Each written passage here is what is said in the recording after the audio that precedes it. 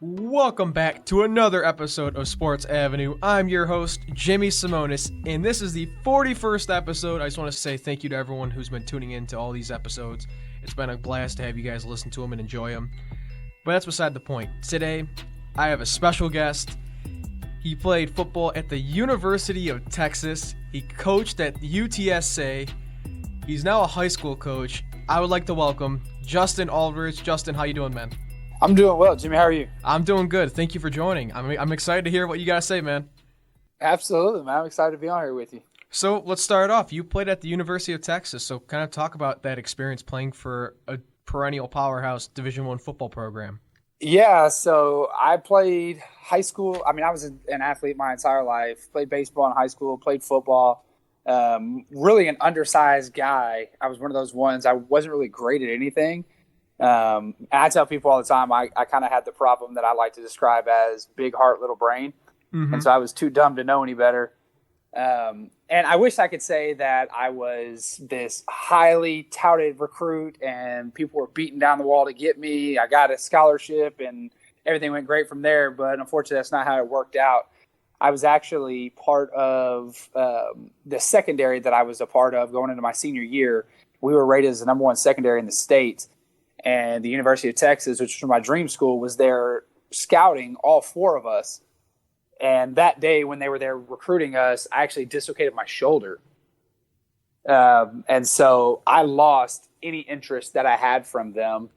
And right before my senior year of high school, my dad ended up going to prison anyway. And so I ended up not taking any of my scholarship offers and ended up just working full time, did that for 3 years, and ended up being out of ball for 7 years total. And after my dad got out of prison and my family got back on their feet and everything, I went to the University of Texas and ended up actually going and doing the walk-on process. And I went there and I talked to the director of recruiting, which was actually the same guy that was there when I was in high school.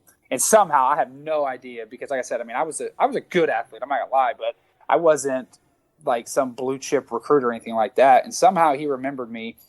And he told me to go out there, do the walk-on process, and they would evaluate me for scholarship after that. And so I did. I went and did the tryout, and about 5 minutes into the tryout, I made the team. And so that was kind of the start of everything. So talk about the walk-on process, and man, that's awesome, because I didn't know it took you, you were a kind of a late bloomer in that sense where you didn't go straight after high school. So yeah, talk about the walk-on process and what it was like for you to go through all the, I guess, I would say stress, because you didn't have any leverage. You had to push yourself all the way. Yeah, and like I said, I mean, it would have been one thing if I was like straight out of high school and was going in there trying to walk on. But by this time, I'm 23 years old. Right. Like I said, hadn't played football in 7 years. And so the deck was really stacked against me. And so I went out there and just said, I'm going to give it my all. And I actually kind of got cold feet the morning of, because one of the guys, we're out there, it's 5:30 in the morning. It's freezing cold outside in January. And one of the guys I'm standing out front with as we're waiting to get into the complex, it was his, I think, third time going through the walk-on process. And he was talking about just how absolutely treacherous it was. Our strength coach, Benny Wiley, which, I mean, if you know anything about college strength coaches, they're all freaking nuts. But he was the one that coordinated the entire walk-on process. And so we get in there, and all I have is this guy's comments in the back of my mind. And he was talking about how they were pushing sleds for like 30 minutes. Dudes are like throwing up all over the place. I mean, he's talking about it's just like an absolute war zone. There's just bodies laying everywhere. I'm like, oh, damn, this is going to suck. So luckily, we go in there, and I'm not sure why, but the walk-on process completely changed. And we went in there, and it was more like a traditional football walk-on or tryout process. And so we get in there, we stretch, we warm up, we run our 40s, we do our short shuttle, and then we go straight into position-specific stuff. And we started out doing receiver stuff. And I ran my first route, which was a little bubble screen, and it was a bad throw. The next route, I ran a quick out, dove, caught the ball, and the strength coach looked at me. He goes, all right, he's good. We don't need to see any more. Wow. So I guess what was it like taking 7 years off from football, then going back into the walk-on program? It was tough. I'm the type of person where when I set my mind to doing something, you can ask my family and my friends, I'm pretty adamant about my goals. And that was one of the first goals I had set in my life where I kind of started to doubt myself. I definitely was a late bloomer. I was always a young kid. I graduated when I was 17. So I was always much younger than my peers. And so I didn't really fill out until about a year or so after high school. I gained, almost 20 pounds in the year after high school. I remember going back up there within that first year, and the linebackers coach looked at me. He was like, "Damn, I wish you looked like that a year ago. You'd been playing linebacker for me." So I went there, and really as my dad and him getting out of prison, he kind of felt like he had robbed me of that opportunity to go and be a college athlete. And he was really pushing me hard, like, "Justin, you're already going there as it is. You need to go pursue your dream of trying to play football there." And so I decided, I was like, you know what? I'm going to train. I'm going to give myself a year. I'm going to really go out there and bust it every single day, work hard, and then I'm going to give it one shot. And so I went out there and gave it everything I had, and luckily it panned out for me. How were you training before going into the walk-on program? Oh, dude, I was definitely roughing it. I mean, I was a college student at that point, and so I was going to one of the local gyms and just using the weights that they had in there. I was going out. There's a well-known park in Austin called Zilker Park. I was going out there, setting up my own cones and doing my drills and things that I remembered from football back whenever I was in high school. And by that time, I'd already been in school there for a semester. And so I'd kind of started to make friends with some of the football players because I still kind of looked the part and everything. I was still working out, and that's just part of my identity at that time. And so I started rubbing elbows with them and building relationships, and they were kind of giving me some pointers on things to work on and stuff like that. And so, I was just getting out there every single day, lifting, doing my running, doing my sprints, doing my position stuff, and just getting after it. Yeah, so you made the team. What was it like making the team and playing for, again, one of the best programs in the country? Dude, it was amazing. It's kind of crazy. You sit there and you watch movies like Rudy, and you just see the iconic images of the field house and the tunnels and all that different stuff. And obviously, Texas has been covered ad nauseum in their sports program and their football program in particular. And so you get in there and you really start to feel like the aura and almost like mythology, so to speak, like come alive. You're sitting there and it really hits you, especially if you're somebody like me who's always loved the game and is a fan of the game. And you get in there and you realize that you're walking in the same hallways that some of the greatest people to ever grace a college football field walk through. And not only that, but you're actually the same facility where a lot of them still come back and train. So I'm on the football team, and you've got more recent guys at that time like Colt McCoy, Jordan Shipley, Vince Young, a lot of guys that were in the league at that current time that are coming back and working out there. But you've also got the legends who were in there. Earl Campbell was there every single day.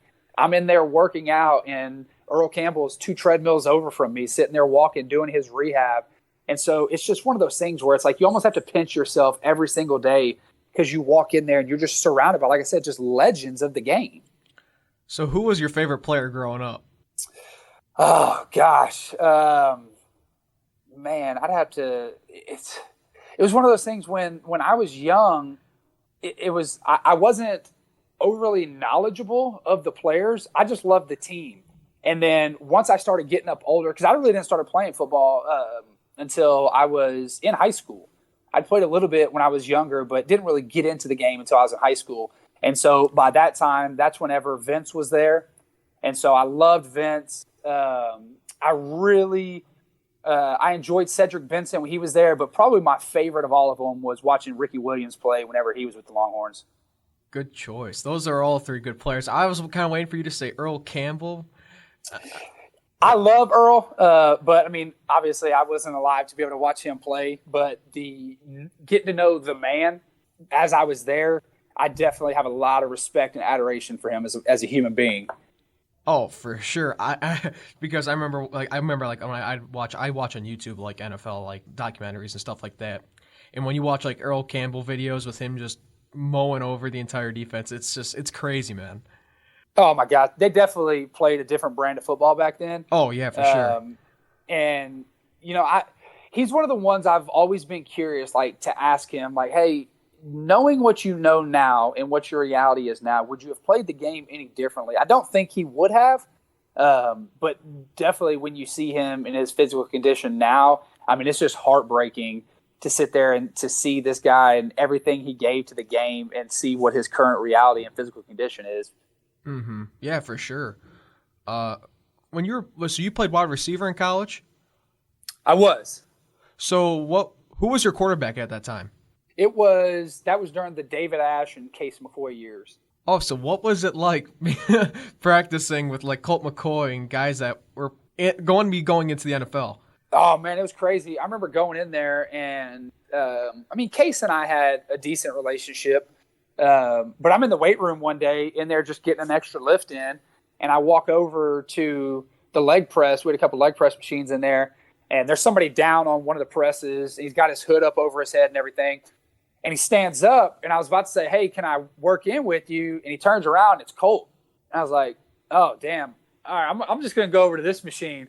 And so he takes off his headphones. He's like, what's up, man? I was like, oh, no, I was going to see if I could work in, but, you go ahead and do your thing. He was like, no, man. He's like, come on, we'll work out together. So, I mean, super down-to-earth guy, really, really nice. And that's how most of them were. I think there's this big misconception that a lot of people are, arrogant jerks that play in the league. And trust me, there are their fair share of them. There's definitely several guys that I encountered during my time there that were not the most pleasant people to be around, and they definitely had a lot of ego about them. But, man, Colt was a straight-up dude. He was really down to earth, country boy, really, really nice guy. So were you ever able to start for the Longhorns, or did you ever get playing time? Unfortunately, I never did. I ended up having a career-ending back injury before I ever got a chance to play. How long into it was that injury, or when you were at college? That was during my redshirt sophomore year. So how did you deal with that news? Were you like, was it kind of like depressed? I mean, I figure it was probably depressing, but I guess how did you overcome that negativity of not being able to play football again? It was definitely a blow. I mean, because you sit there and my entire upbringing, like I said, I was an athlete, and I was a really good athlete. And you go out there and you finally kind of come to grips with the fact that you're never going to play again competitively. And then you get this second chance and you go out there and, I mean, literally you're going to school full time. You're doing all the things that you have to do to be able to support yourself and all this. And then on top of that, you're out there grinding away and doing all the work to be able to go out there and chase what everybody else would consider a dream. And you go out there and you finally have it, and you're experiencing this. Like I said, you're not just being able to play football again, but you're being able to play football for me at my dream school. And I'm being able to rub shoulders and to be able to sit there and catch footballs and do drills with guys who are studs in the league now, and being able to get to meet guys like Earl Campbell and Colt McCoy and sit there and have somebody who's such an iconic coach like Mac Brown coach me. Just all these different things, and then all of a sudden, just like at the snap of a finger, it's just gone. So yeah, it was definitely really depressing. I took a really bad shot at practice one day, and I remember waking up the next morning, and I go to sit up out of bed, and I couldn't sit up. And I'm laying there, and I'm like, oh my God, what is going on? So I ended up rolling myself off onto the floor, and I called the team doctor, and I said, hey, I can't stand up. So finally, after a little while, I was able to get up to my feet, and I go to the facility, and they said, hey, we're going to send you for an MRI. So they send me, I go for the MRI. A couple of days later, they call me in to a spinal specialist, and I'm sitting there looking at the MRI in his office, and you just see my spine, and you see all these plump white sacs, which is what your vertebrae are supposed to look like. And then down at the very bottom of my spine, it's just flat and black. And I remember pointing at it, and I was like, what is that? And he was like, that's the problem right there. And I was like, okay. And he said, I'm just going to tell you like this, Justin. He said, is your back the worst I've ever seen? No. He said, is your back one of the worst I've ever seen for a 24-year-old? Yes. And so he goes into this in-depth discussion about what's going on with my back and all of that. And I just flat out told him, I said, look, Doc, I worked my ass off to get to this point. So can I play football again or not? And he just looked at me and he said, Justin, I'm going to tell you this. He said, you can go out there and play football, continue to play and have a good career, and never have a problem. He said, or the more likely scenario is you're going to go out there, you're going to take one more hard hit, you're never going to walk again. And so that was a really eye-opening experience, and hard words to swallow. But even then, I'm so stubborn and hell-bent on the fact that I want to chase my dream that wasn't enough to really solidify in my mind that I wasn't going to play again. It was actually a conversation that I had with my strength coach. I was the second oldest guy on the team at that point, and my strength coach was in his early 30s. And so we had built up a rapport and everything, and we're having a conversation. And I just said, hey, look, I want to confide in you about this.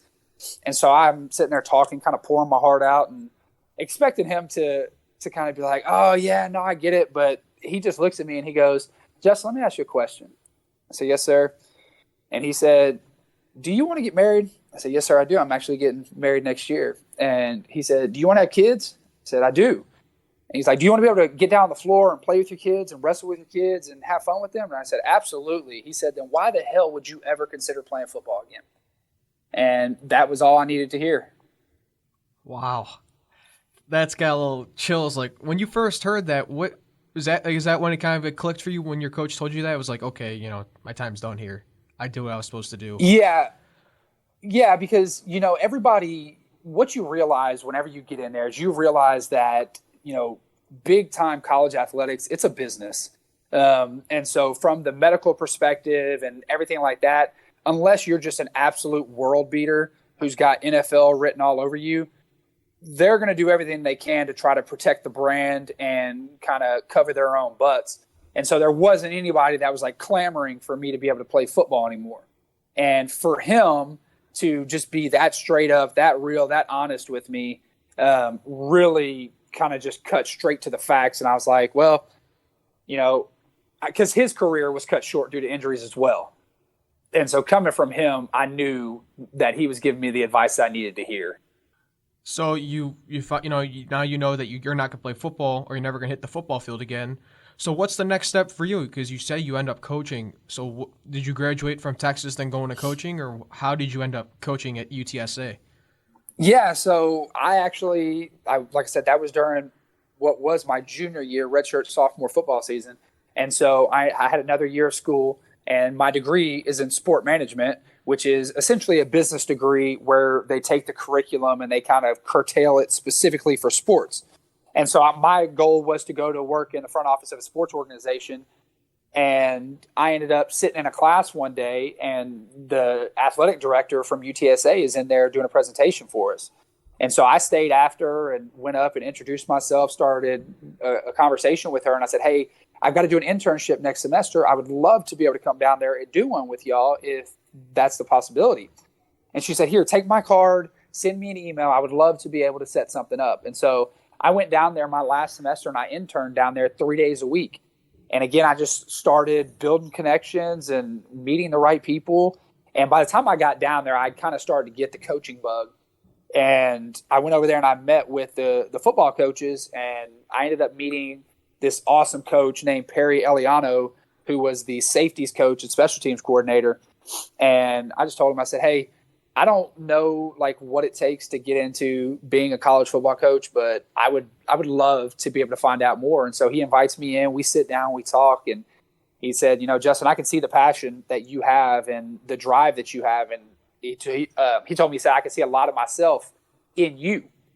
And so he gave me the opportunity to be able to go down there starting that summer after I graduated to go down there and be a graduate assistant. So I packed up from Austin, moved down, and the next week I became a graduate assistant at UTSA. Yeah, and explain what it was like being a graduate assistant because not many people get to do that. Yeah, that was honestly the most grueling job I've ever had. Like I said, when you get an inside look at, and that's the great thing for me is I've had an inside look at both sides of it, the player and the coach. And I mean, it is intense. These guys are going and going and going nonstop. You know, I was averaging about 14 hours a day every day during the season. I was there usually about 9 or 5:30 in the morning, and then I was getting out of there about 9:30 at night. And because obviously you're having to go and do football stuff, and then you're also having to do classes sprinkled in here and there. So the life and the schedule is just absolutely grueling. But I mean, the work is an absolute blast because you're sitting there getting to do what you do. You get to what you love to do. You're coaching football. Yeah. So what was like your job as the graduate assistant? Like, what did you do as a coach? So I was helping with primarily special teams. And so what we would do whenever we would go out there is I would work with the long snappers, the punters, and the kickers. And so I tracked all of their daily metrics. So like with the long snappers, for example, they would have to do so many snaps a day. I had charts that I would track all of the locations of their snaps. Same thing with the kickers, same thing with the punters. I'm tracking all these metrics throughout practice, along with running drills and doing all this different stuff. And then at the end of each practice, I would go in there and I would compile all these different reports, and I would give them to the special teams coordinator. And then on game days, I was essentially doing the same thing, but I compiled all the metrics for all the special teams every single game day. And then on our travels back, or whenever we would get back to this to the field house after the game, I would create these reports. And then on Saturday when we would go in, or on Sundays when we would go in for post-game stuff, I would give them these reports that they would cover in our coaching meeting. So a lot of reports is what I'm getting. Yes, when you're a graduate assistant, you're cutting a lot of film. You are doing a lot of reports. You're making a lot of practice preparations, a lot of equipment preparations. So, yeah, you wear a lot of hats, but definitely reports are a big part of it. So what would you say is the biggest thing you took away from being a graduate assistant for a couple of years? I mean, the biggest thing that I took away from it was just a respect for the amount of work that goes into being a great coach. I think that, when it comes to sport in general, I think that people have this misconception that you don't have to be a brainiac to be a great athlete, which you don't by any means. But I almost feel like that misconception spills over to the coaching realm as well. And they think that these are guys that were just great athletes that now are using the knowledge that they had to go out there and coach. And it's not that at all. I mean, you're talking about some guys who are literal geniuses in their respective field. And then again, you're talking about somebody like Larry Coker, who was a national championship winning coach that comes there to build this program. And so obviously he's got a pedigree, he's got a lineage of success. And so just the mad respect that I developed for the craft and the way that all these different coaches approach their work. So after being a graduate assistant, you went into the high school atmosphere. What was that like being a coach in the high school level? And are you still doing it currently? No, I don't do it anymore. I actually got out of coaching a couple years ago, but it was definitely a big transition. But actually, I enjoyed it a lot more. And the reason why is because, like I said, whenever you get on the college level, it's one of those things where it's a business, and you can definitely feel the pressure every single week. You go in there and you go on a good losing streak and stuff like that, and it's one of those things where kind of everybody's looking over their shoulders. It gets very contentious. It's a very high-stress environment. You go down to high school, and although the high school game has definitely amplified since I played, and it's much more competitive in terms of, they're paying big dollars to a lot of these coaches nowadays on the high school level. And so there is that increased level of accountability, but you're able to build much deeper relationships with the kids, and you're able to really invest in them and to help them make decisions that are going to influence the rest of their lives when it comes to them being able to go play ball, them being able to get scholarships and different things like that. So I actually, out of those two levels, I enjoyed that much more than being on the college level. And were you also a special teams coach in the high school level, or what did you do in the high school level? When I got onto the high school level, I did a little bit of special teams, but primarily I worked with the secondary and some receiver work as well, but primarily working with safeties and corners because I played a lot of secondary in high school. That's actually how I dislocated my shoulder. And so I definitely had some understanding of that side of the ball. And I know you said you didn't play much before high school, so I guess how did you learn the game throughout high school and going into college? I guess how did you acclimate yourself to be learning a high school and college playbook? I mean, I was always a smart person. I pick up on things pretty quickly, especially something that I'm passionate about. It's not hard for me to really consume myself with the various levels of understanding when it comes to the game. The game of football is something that a lot of people see it, and it looks very complex, and it can be. But once you grasp the core concepts, the foundational understandings of the game, everything else from there is just basic variances. It's kind of like music. You've got those 3 chords that everybody talks about, and every song is just a variation of those 3 chords. Well, football is the exact same way. You've got your basic formations, your basic coverages, and then everything else from there is just a variation of that. And so early on for me, once I picked up on that, everything else came pretty quickly and was pretty natural for me. I was one of those ones that I was kind of a plug-and-play player where they knew that they could put me in at any position, except for line because I was tiny, but they could put me in any position and I would be decent at it because I had a great understanding of the game. Playing at a university like Texas, how do you feel the school has evolved since you've been there in trying to kind of rebuild the program for what it used to be? Yeah, one of the things about Texas is obviously with the history that they have there, there's a lot of expectation. And so it's one of those things where, I think they can get kind of impatient at times. And another thing that you kind of figure out about these big universities is that the booster club and these people that are donating millions of dollars to the program, they have a lot more say about what goes on the field than they probably should.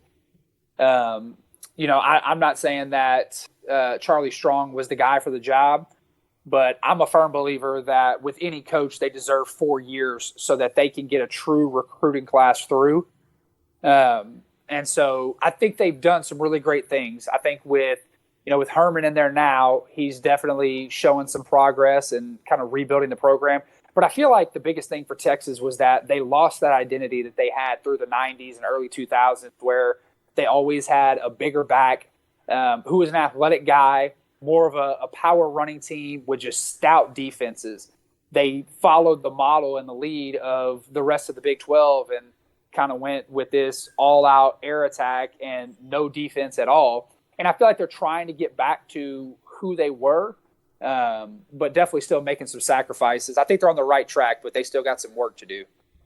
What would you say is the biggest thing for them to change or, I guess, adjust to become what they used to be? Because this year it looked pretty promising, but then they suffered 3 tough losses. Yeah. They lost to LSU granted, they're probably the best team in the country at the current moment. Yeah, the biggest thing is when it comes down to college football, especially the way the game is played now, the team with the best quarterback is a team that's going to win.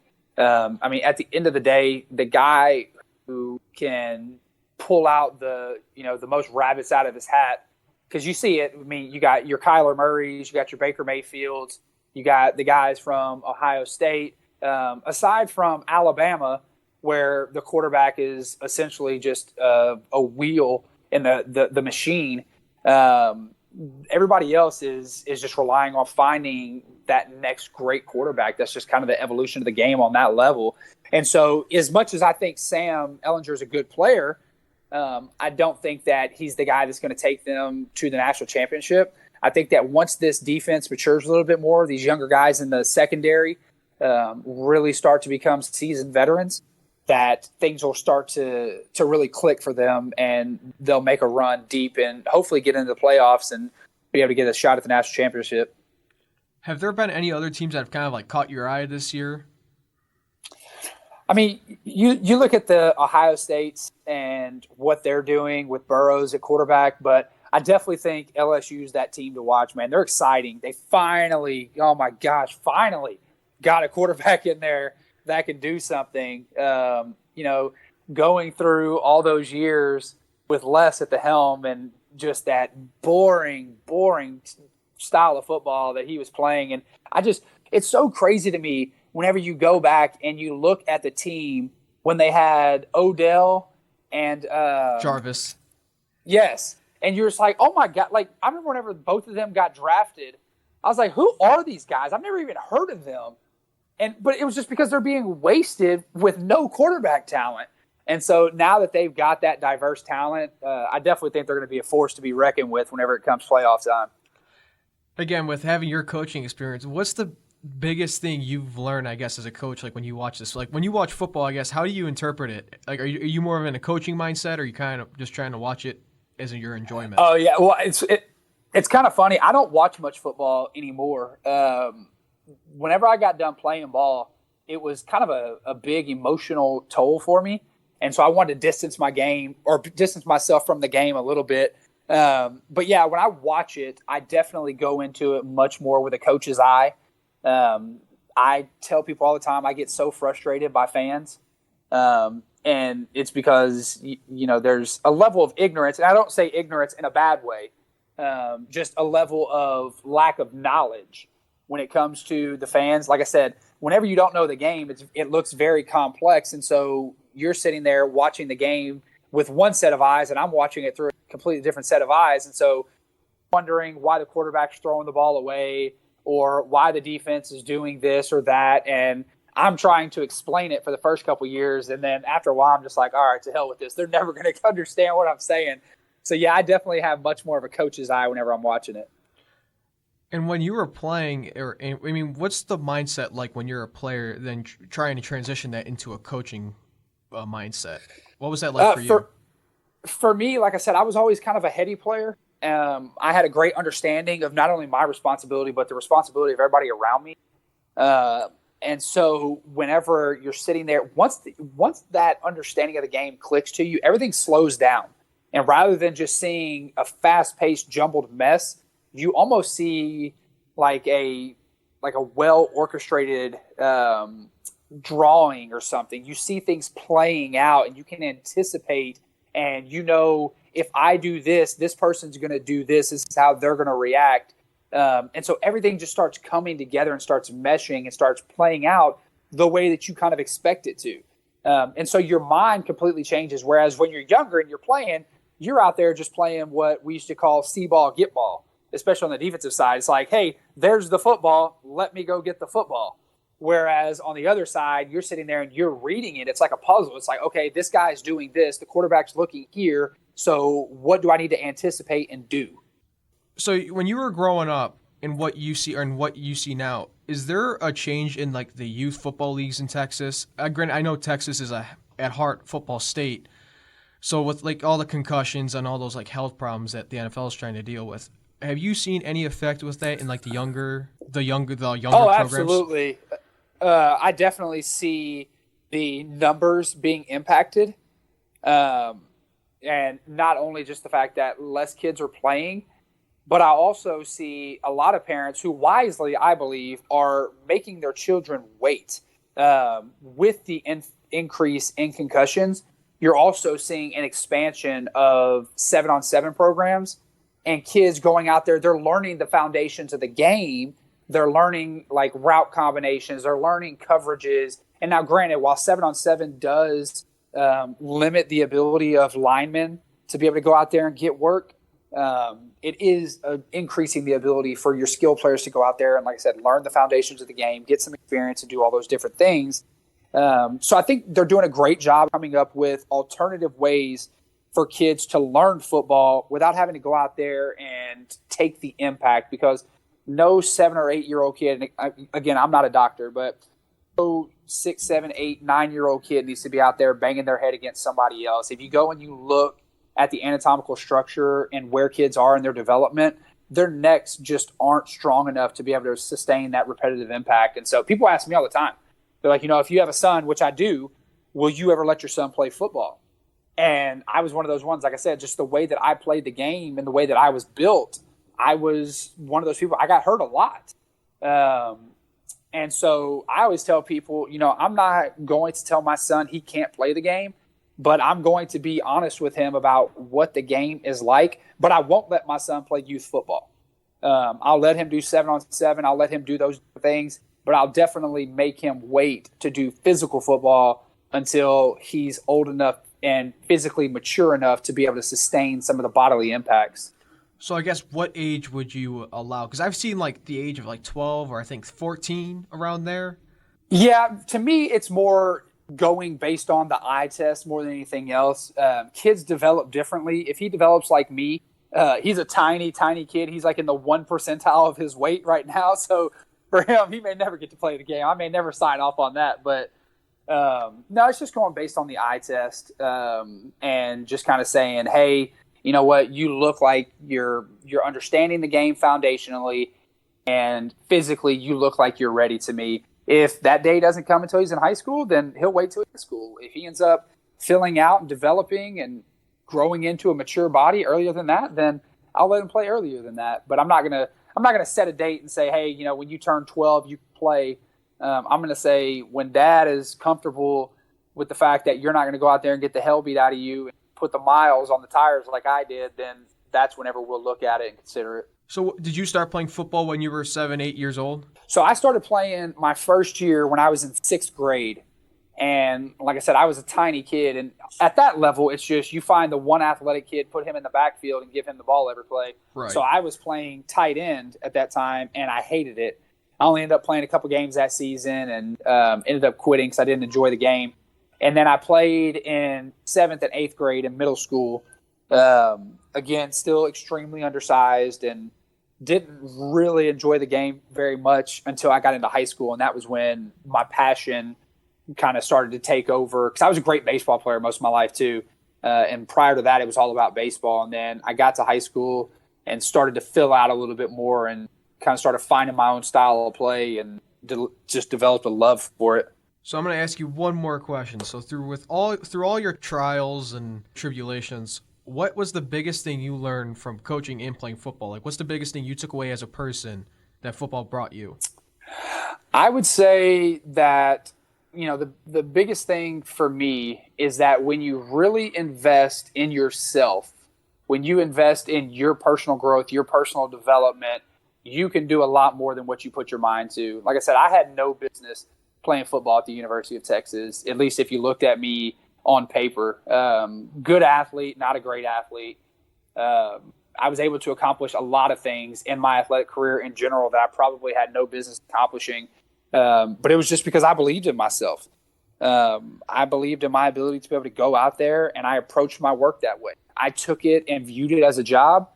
Not get me wrong, I don't mean that to say that I didn't enjoy it, but when I got out there, I wasn't out there to grab ass around and play games and do all that stuff. I was out there to take it very, very seriously, and I wanted to win. And consequently, I was able to set myself apart from a lot of guys who were probably better than I was, or at least had more God-given talent, because I was out there, you know, getting my 10,000 hours in. You hear the stories about guys like Steph Curry and even the Michael Jordans of the world, guys who kind of had the deck stacked against them and could have gave up very quickly.